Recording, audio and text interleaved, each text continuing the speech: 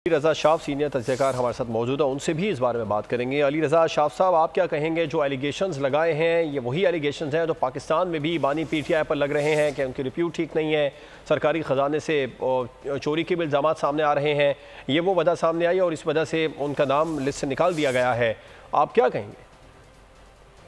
देखें, पीटीआई का मोटिव भी यही था कि ये जो एक्सपोर्ट की चांसलरशिप है इसके इंतखाबात को अपने सियासी मोटिव के लिए इस्तेमाल किया जा सके, क्योंकि जो एक्सपोर्ट की अगर आप चांसलर बन जाते हैं क्योंकि वहाँ पे बहुत ज़्यादा पैसा भी लगा रहे थे कि वहाँ पे लॉबिंग कर रहे थे इंतखाबात के लिए, इमरान खान साहब के लिए। तो उनका मकसद ये था कि अगर वो एक तो ये था कि जब इलेक्शन की दौर में होंगे तो उसको पाकिस्तान में पोलिटिकल मोटिव के लिए सियासी बयानी के लिए इस्तेमाल किया जाएगा। दूसरा मोटिव ये था कि अगर वो चांसलर बन जाते हैं तो जब जो एक्सपोर्ट की तकरीब होती है, चंद एक तकरीब ऐसी होती है वहाँ पर कंपल्शन होती है कि आप जो चांसलर है उसका होना वहाँ पर मौजूद होना बहुत जरूरी होता है, तो खासतौर पर हलफ की तकरीब है।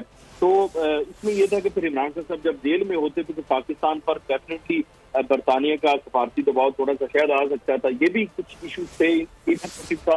दूसरा फिर ऐसी बयानिया था वो तो था ही था। अगर आप बात करें कागजात मुस्तरद किए गए हैं तो रीजन वही है जो पाकिस्तान में इलेक्शन लड़ सकते वो सजा याफ्ता मुमकिन है।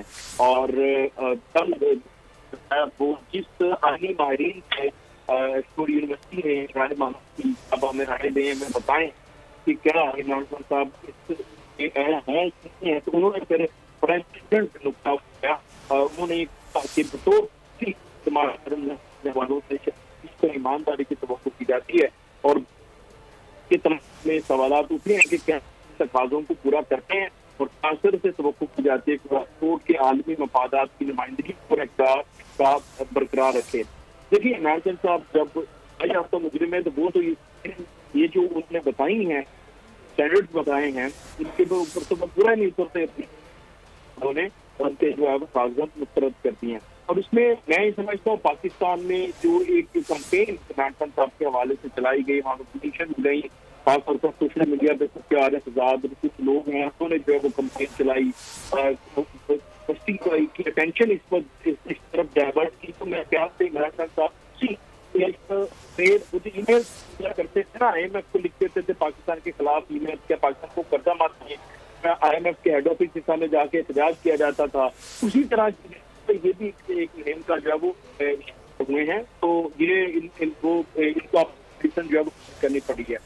और दूसरा फिर अगर आप देखें कि इसको पाकिस्तान तरीके साहब खामोश है, हालांकि होना ये चाहिए कि जो फरिश्त जारी हुई है उम्मीदवारों की उसमें 2 पाकिस्तानियों के हमें ऊपर 18 उम्मीदवारों की फरिश्त जारी हुई है, इसमें 2 पाकिस्तानी शामिल है। इनमें एक नाम है आफ्ताब अहमद साहब का जो कि और सुप्रीम कोर्ट के एडवोकेट में, और सिद्रा आफ्ताब का नाम है। ये दोनों पाकिस्तानी है। ये चाहिए कि आपको पाकिस्तानी को रिप्रेजेंट करना था ना, आप यही बयानिया बना रहे थे कि एक पाकिस्तानी एक्सपोर्ट का चांसलर बनेगा, तो ये भी 2 पाकिस्तानी है।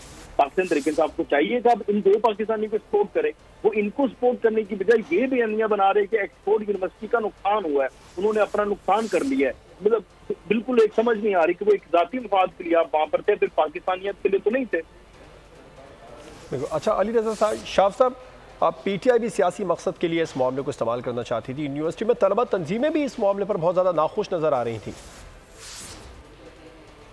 देखिए, तलबा तंजीमें इसलिए नाखुश नज़र आ रही थी कि बाकी जो उम्मीदवार थे सारे गैर सियासी थे, इमरान खान साहब सियासी हैं और फिर वो प्रॉपर एक पोलिटिकल मोटिव भी था। वो जो पहले भी हम बात कर रहे थे तो वो उसके तहत वहां पर जा रहे थे। फिर इमरान खान साहब के ऊपर जो एलिगेशन था, जो गाड़ी चोरी के एलिगेशन हुई, उसके अलावा वो कन्विक्टेड है, उसके अलावा कुछ केसेस उन पर 190 मिलियन पाउंड का केस चल रहा है।